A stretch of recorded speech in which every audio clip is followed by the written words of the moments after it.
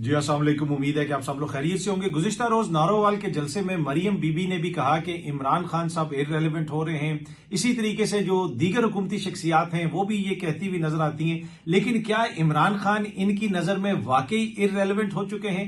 हकायक इसके बरक्स हैं। अगर इनके लिए कोई सबसे बड़ा चैलेंज है तो वो इमरान खान साहब की जात, वो इमरान खान साहब की जात जो जेल के अंदर है, जिसकी तस्वीर बाहर नहीं आ सकती, जिसका इंटरव्यू नहीं चल सकता, जिसका आप ऑलमोस्ट हर किस्म की उनके ऊपर पाबंदी है कि आप उनका साया भी बाहर नहीं दिखा सकते, लेकिन उसके बावजूद ये इनका सबसे बड़ा चैलेंज है। अच्छा, अब आज के व्लॉग के अंदर कुछ और खबरें हैं, वो भी मैं आपसे शेयर करूंगा।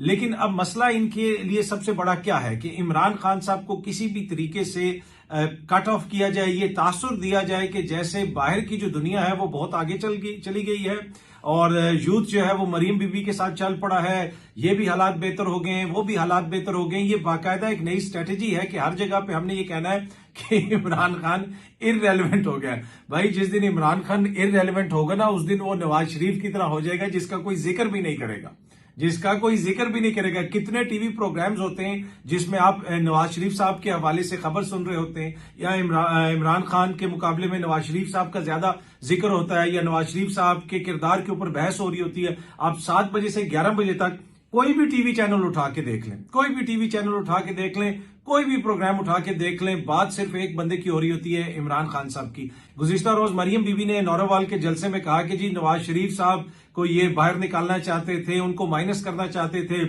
वफाक में भी उनकी हुकूमत है, पंजाब में भी उनकी हुकूमत है, माइनस इमरान खान हो गया है, एक तरह से जो उनकी गुफ्तगू का खुलासा था। लेकिन मियां साहब जो है वो आज किधर है? मियां साहब तो वजीर आजम बनने आए थे। तो जब आप इररेलेवेंट होते हैं, अगर उसकी पाकिस्तान की सियासत में इस वक्त कोई बेहतरीन मिसाल है तो वो नवाज शरीफ साहब की जात है।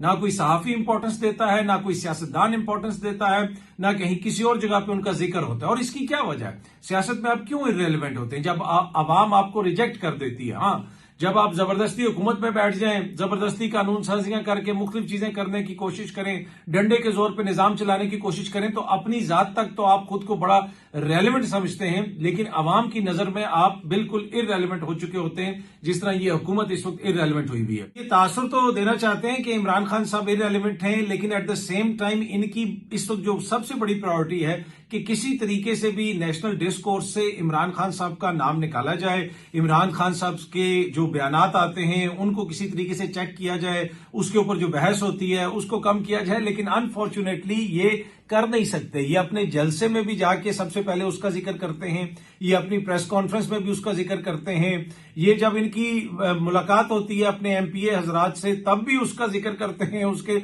दौर का जिक्र करते हैं, इसलिए क्योंकि इनको पता है कि इस वक्त पैमाना इमरान खान है।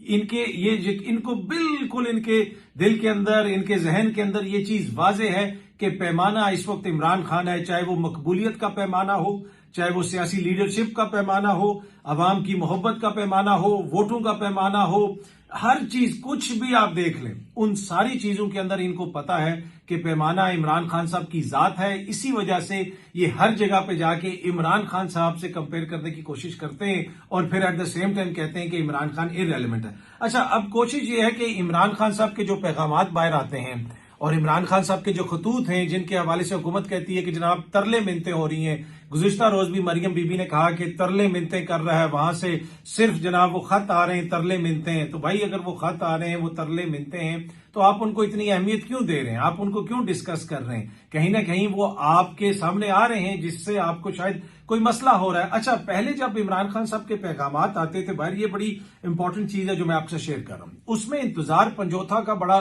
कलीदी किरदार था। इंतजार पंजोथा जो बातें खान साहब कर रहे होते हैं ना, वो नोट करता रहता था, कुछ जहन के अंदर तो बाहर आते थे और वो लिखते थे, फिर उसी के ऊपर वो पॉलिटिकल कमेटी के अंदर, कोर कमेटी के अंदर वो चीज शेयर होती थी, और जो भी कोई ट्वीट होनी है, जो कुछ भी होना है, वो उस तरीके से होता था।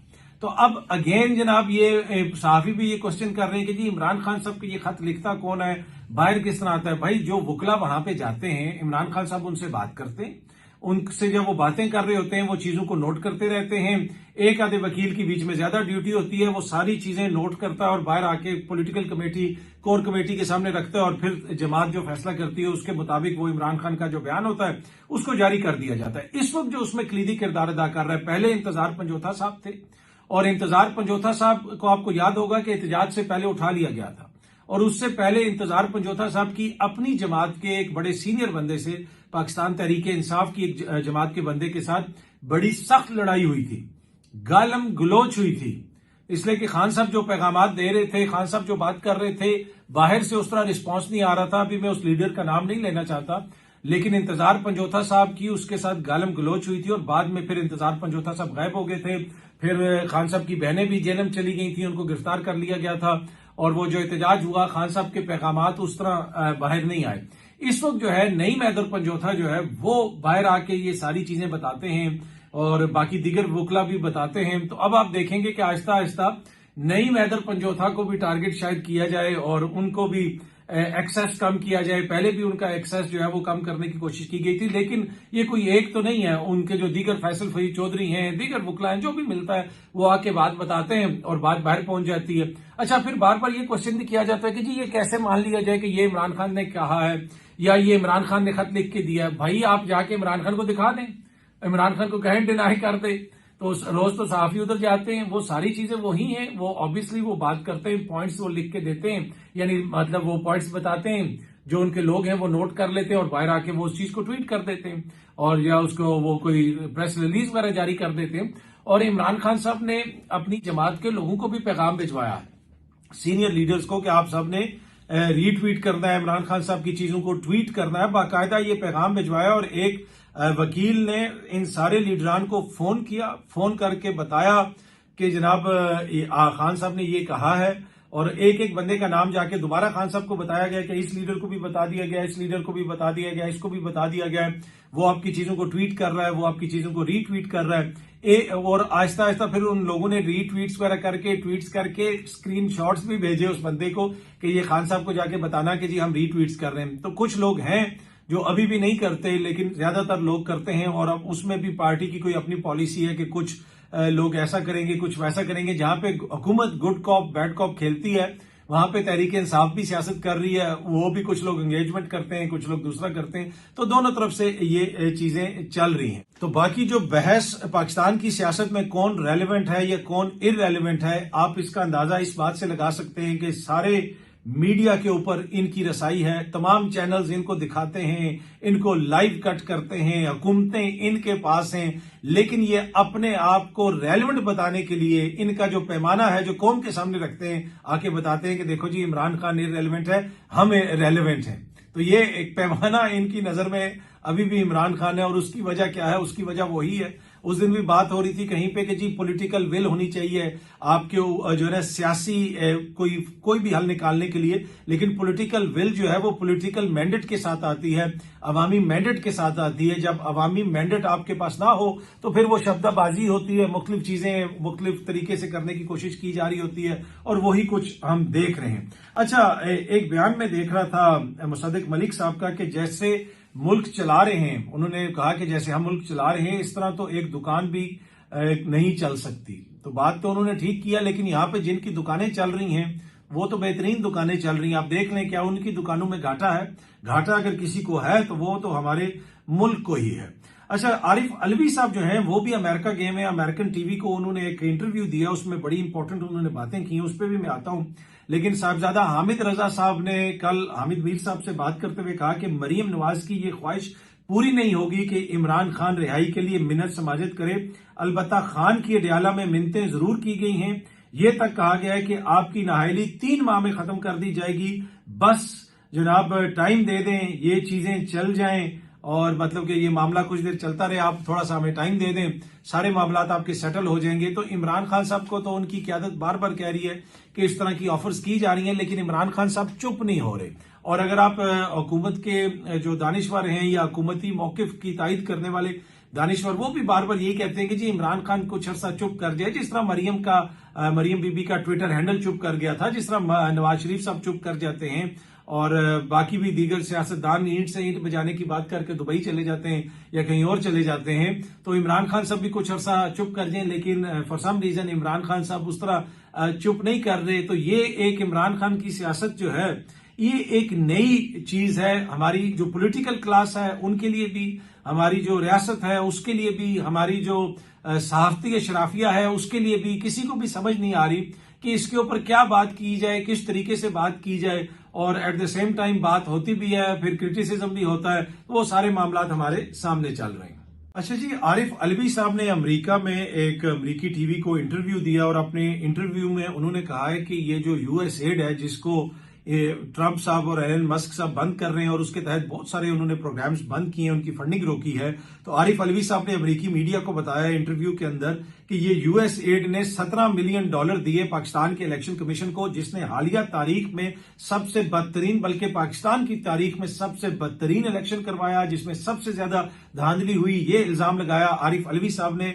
और आरिफ अलवी साहब वहां पे जो मुलाकातें कर रहे हैं, जिस किस्म की उनकी मीडिया एंगेजमेंट्स हो रही हैं, वो मुल्क के साबिक सदर रह चुके हैं, तो ये एक वो जिसे कहते हैं ना, मोहसिन नकवी साहब गए हुए थे, उन्होंने अपनी वहां पे लॉबिंग वगैरह की, लेकिन जितनी सपोर्ट इस वक्त आरिफ अलवी साहब को वहां पे मिल रही है पाकिस्तानी निजात अमेरिकन से, फिर जो अमेरिकन पॉलिटिशियंस हैं उनसे मुलाकातें हो रही हैं, और इसमें जो शहबाज गिल का किरदार है वो बड़ा इंपॉर्टेंट है अमेरिका के अंदर। एक तरफ आप देखते हैं कि पूरी हुकूमत की मशीनरी है, हुकूमत का सफारत खाना है, हुकूमत के सफीर हैं, डिप्लोमेट्स हैं, और एक तरफ आपको शहबाज गिल नजर आता है, और हर दूसरी जगह पे शहबाज गिल साहब पहुंचे हुए। और मेरे ख्याल में शहबाज गिल साहब इस वक्त अगर पाकिस्तान के वो जिसे कह सकते हैं ना, इमरान खान के वजीर खारजा शहबाज गिल है। इटली से लेके, बरतानिया से लेके, दुनिया में जहां पे भी एहतजाज हो रहा होता है शहबाज गिल वहां पे पहुंचा होता है। इटली में उनको एयरपोर्ट पे रोका भी गया, उनको बहुत सारे लोगों ने मना किया। ये मेरी खबर है, मैं आपके साथ ये खबर शेयर कर रहा हूं, मेरे पास ये इतला पहुंची कि बहुत सारे उनकी अपनी जमात के लोगों ने कहा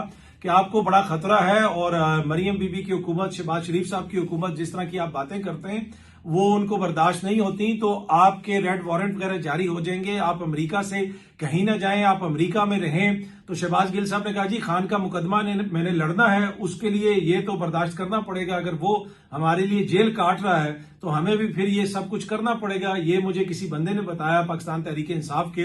और तमाम तर खतरात के बावजूद शहबाज गिल आपको हर जगह पे पहुंचा हुआ नजर आता है। आरिफ अलवी साहब की भी वो एंगेजमेंट्स करवा रहे हैं, दीगर वहां पे जो ओवरसीज पाकिस्तानी है उनका बड़ा इंपॉर्टेंट किरदार है, पाकिस्तान तहरीक इंसाफ की दीगर लीडरशिप भी है। लेकिन शहबाज गिल का मैंने इसलिए जिक्र किया कि शहबाज गिल जिस ट्रॉमा से गुजरा और जो कुछ शहबाज गिल के साथ पाकिस्तान में हुआ, शहबाज गिल के भाई गायब हुए, मेरे ख्याल में उस ट्रॉमा के से गुजरने के बाद बहुत सारे लोग जो है वो हिम्मत हार जाते हैं। लेकिन शहबाज गिल साहब मसलसल जो है वो जो उनकी इमरान खान साहब के साथ लगाव है, और फिर इमरान खान साहब भी इसीलिए शहबाज गिल को बहुत पसंद करते हैं, जब भी बात आती है, जिधर भी बात हो शहबाज गिल की वो तारीफ करते हैं। तो पर एनीवे ये जो ओवरसीज सारे मामला चल रहे हैं, आरिफ अलवी साहब भी गए हुए हैं, दीगर वहां पे हमारे जो लोग हैं वो भी एंगेजमेंट कर रहे हैं, यकीनन इससे हुकूमत के ऊपर दबाव में इजाफा होगा। अब इसके मुकाबले में इसहाक डार साहब, बिलावल साहब, मोहसिन नकवी साहब कितनी कामयाब सफारतकारी करेंगे, कैसे बयानियां बनाएंगे, ये तो आने वाले दिनों में ही पता चलेगा। लेकिन फिलहाल तो नजर आ रहा है कि हुकूमत पाकिस्तान के मुकाबले में पाकिस्तान तहरीक इंसाफ के जो कुछ लोग हैं उनकी खारजा पॉलिसी हमें ज्यादा वो मुतहरिक नजर आ रही है। हुकूमत की अगर मौशी पॉलिसी की भी बात करें तो आज सुबह जब मैं उठा तो मुख्तलिफ अखबारात पढ़ता हूं, तो जंग अखबार मैंने खोला, उनकी वेबसाइट खोली तो सामने ये खबर मुझे नजर आई कि पाकिस्तान ने 7 माह में कितना कर्ज लिया, तफसीलात जारी। अब ये थोड़ी सी खबर मैं आपको पढ़ के सुनाऊंगा, लंबी है, थोड़ी सी ज्यादा लंबी नहीं है, लेकिन आपको पता चलेगा कि किन हालात से हम गुजर रहे हैं। वजारत इक्तसादी अमूर ने रवां माली साल के पहले 7 माह में कर्ज की तफसीलात जारी कर दी। जनाब रिपोर्ट के मुताबिक जुलाई 2024 तक जनवरी 2025 पाकिस्तान ने मजमूई तौर पर 4 अरब 58 करोड़ 58 करोड़ डॉलर कर्ज लिया। रिपोर्ट में कहा गया है कि मुख्तलिफ मालियाती इदारों से 2 अरब 32 करोड़ 22 लाख डॉलर्स मौसूल हुए। नया पाकिस्तान सर्टिफिकेशन की मद में 1 अरब 52 करोड़ 68 लाख डॉलर्स की सरमायाकारी हुई। वजारत इक्तसादी अमूर का कहना है कि बजट में रवां माली साल के दौरान 19 अरब 39 करोड़ डॉलर्स कर्ज मिलने का तखमीना है। मतलब कि यहां पे कर्जों का तखमीना लगाया जाता है। आप देख लें कि किस तरह पूरी हमारी मईशत जो है वो कर्जों के ऊपर चल रही है। रवां माली साल के पहले 7 माह में गुज़िश्ता साल की निस्बत तकरीबन 30% कम कर्ज लिया गया। और आगे उन्होंने बताया कि जी रिपोर्ट में कहा गया कि गुज़िश्ता माली साल इसी अरसे में 6 अरब 30 करोड़ डॉलर्स कर्ज लिया गया था, जुलाई से जनवरी तक एडीबी से अब तक 1 अरब यानी एशियन डेवलपमेंट बैंक से 1 अरब 4 करोड़ से ज्यादा डॉलर से ज्यादा कर्ज लिया गया। इसी तरह आलमी बैंक ने जुलाई से जनवरी के दौरान 57 करोड़ से ज्यादा डॉलर्स का कर्ज दिया। चीन से 9 करोड़ 91 लाख डॉलर्स, जबकि फ्रांस से 10 करोड़ 25 लाख डॉलर्स की फाइनेंसिंग हुई। तो हर जगह से चीन, फ्रांस, हर जगह से कर्जा आ रहा है, लेकिन ये आपको बताया जा रहा है कि जी मईशत जो है वो टेक ऑफ कर गई और मईशत बड़े बेहतरीन तरीके से चल रही है। और कल ही बिलावल साहब कह रहे थे कि हम चीन और अमेरिका के दरमियान पुल का किरदार अदा कर सकते हैं। भाई आपकी हालत तो इस वक्त वो है कि डूबते हुए उस शख्स की है कि जो एक एक तिनका ढूंढ रहा है। आप दूसरे के लिए क्या पुल बनेंगे? पहले अपने मौशी हालात तो दुरुस्त करें। अच्छा जी, आखिर में एक अफसोसनाक खबर आपसे शेयर कर दी है। ये सामने आप देख सकते हैं, बलूचिस्तान में मुसाफिरों को बस से उतार के दोबारा मारा गया है दहशतगर्दों की जानिब से। इसके ऊपर कोई दो राय नहीं होनी चाहिए, ये दहशतगर्दी का वाकया है। इसकी जितनी मजम्मत की जाए कम है। जिसके भी तहफुजात हैं, कोई अपने पॉलिटिकल राइट्स की बात कर रहा है तो वो आइन और कानून के दायरे के अंदर रहता हुआ कर सकता है, वो एहतजाज कर सकता है, वो सड़क पे रैली निकाल सकता है, लेकिन ये कोई पॉलिटिकल एक्टिविटी नहीं है। ये सरासर दहशतगर्दी है और इसकी जितनी मजम्मत की जाए कम है। और इसके साथ साथ ये अगेन हुकूमत का सीरियस फेलियर है, इंटेलिजेंस का सीरियस फेलियर है। मोहसिन नकवी साहब दुनिया भर घूम रहे हैं, भाई ये क्या हो रहा है? करम के इलाके में क्या हुआ? उस दिन काफिला जा रहा था, उसके ऊपर हमला हुआ, जिस तरीके से काफिले को लूटा गया वो चीज हमसे कंट्रोल नहीं हो रही। बलूचिस्तान के अंदर आए रोज पाकिस्तानियों को शहीद किया जा रहा है, दहशतगर्द ये कार्रवाइयां कर रहे हैं। तो ये चीजें लगता है ऐसे है कि हुकूमत की तवज्जो दूसरी तरफ ज्यादा है, दीगर मामलात के ऊपर ज्यादा है। क्यों आए रोज इस तरह के वाकयात हो रहे हैं? जहां पे ये वाकया पेश आया वहां पे किसकी जिम्मेदारी थी? तो इन मामलात को देखने की जरूरत है, इन मामलात को सेटल करने की जरूरत है और इसमें पॉलिटिक्स भी अपना किरदार अदा करती है। दुनिया में कहीं पे भी आप जब इस तरह की एक मूवमेंट हो, अनलेस कि वो अपना एक बेस बना ले, आप उसको शिकस्त नहीं दे सकते। ये मैं आपको एक बड़ी जिम्मेदारी से एक बात बता रहा हूं। मैंने नॉर्दर्न आयरलैंड को बड़ा स्टडी किया है। नॉर्दर्न आयरलैंड के ऊपर मैंने एसेज लिखे अपनी यूनिवर्सिटी के दिनों में। जब मैं जर्नलिज्म पढ़ रहा था तो मेरा उसमें एक सब्जेक्ट था कि जर्नलिज्म इन कॉन्फ्लिक्ट एरिया, और कॉन्फ्लिक्ट भी ऐसा कि जहां पे इंसर्जेंसी चल रही हो। तो उसमें हमने नॉर्दर्न आयरलैंड के ऊपर काफी चीजें पढ़ी, वहां पे किस तरीके से कार्रवाइयां होती थी। फिर आखिर में गुड फ्राइडे एग्रीमेंट हुआ। नॉर्दर्न आयरलैंड में बेसिकली बरतानवी हुकूमत और वहां के जो नेशनलिस्ट थे उनके बीच में झड़पें होती थी, फौजियों के ऊपर हमले होते थे, कत्लो गारत होती थी, IRA वहां पे बनी हुई थी, फिर उनके स्प्लिंटर फैक्टर्स बने हुए थे। फिर बरतानवी हुकूमत की जानिब से भी वहां पे अमन लश्कर बना दिए गए। ये मैं आसान अल्फाज में आपको बता रहा हूं। वहां पे पीटर पेजली साहब आ गए, वहां पे जो दूसरे थे लॉयलिस्ट वो आ गए, रिपब्लिकन और लॉयलिस्ट जो है उनका मुकाबला होता था।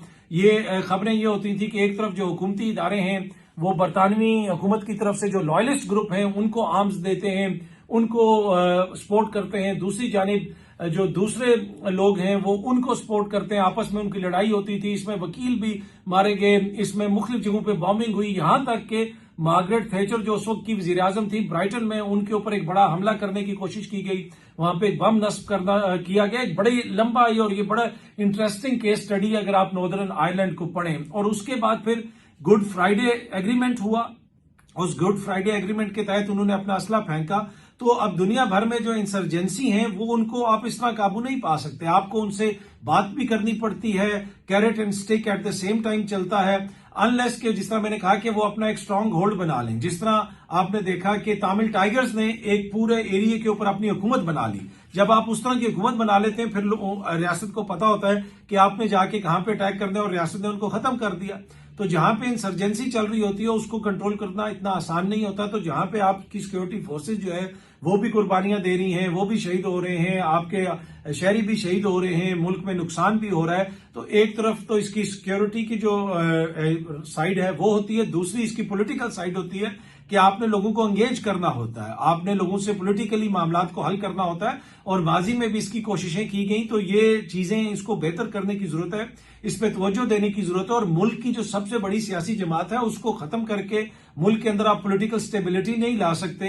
यहां पे तो लगता ये है कि जनाब कोशिश सारी ये होती है कि तहरीक इंसाफ को किसी तरीके से रोका जाए। अगर आप देख लें कि तहरीक इंसाफ मुल्क की वो वाहिद सियासी जमात है जो जेन्युइन तरीके से बलूचिस्तान में भी इलेक्शन जीत सकती है, कराची में भी इलेक्शन जीत सकती है, गिलगित बल्तिस्तान में भी इलेक्शन जीत सकती है। ये तो नेमत है हमारे लिए। वो जो आइडियल हमें बचपन से पढ़ाया जाता है कि सिंधी, पठान, माजर, बलोची, गिलगिती, बल्तिस्तान से ताल्लुक रखने वाले, कश्मीरी, हम सब एक पाकिस्तानी कौम हैं और ये सारी चीजें जो है ये खूबसूरत एक गुलदस्ता है और उस गुलदस्ते की अगर कोई रिप्रेजेंटेशन, ट्रू पॉलिटिकल रिप्रेजेंटेशन आपको नजर आती है तो वो इस वक्त आपको तहरीक इंसाफ में नजर आती है।